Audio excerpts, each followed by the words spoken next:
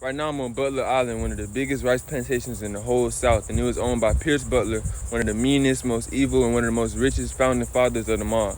Born in Ireland in 1744, he was a part of the war between the states and England. He was a senator. He also was part of the Constitutional Conventions. He was one of the people who felt like, even though black people were enslaved and he was a big proponent of slavery, he felt like we should still be part of the census so that the South could have more voting power.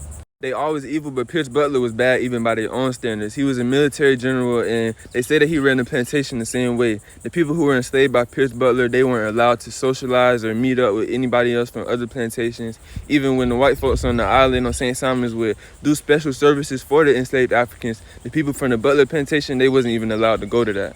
When Pierce died, he didn't have no sons, and women, they never had no rights in this country, so the land went down to his two grandsons. They was living in Philadelphia, but in 1830s, one of the grandsons, Pierce, who was actually named after his grandfather, of course, he married an actress from England, and he thought bringing her down here to the Sea Islands would make her more sensible about slavery and more open to it, but she came down here and she hated it. She even wrote a whole book about it. Let me know in the comments if you know what book that is, but then Pierce, he had some gambling problems. He ended up getting a lot of debt, and then something happened called the Weeping Times. The Weeping Time was March 2nd and March 3rd of 1859.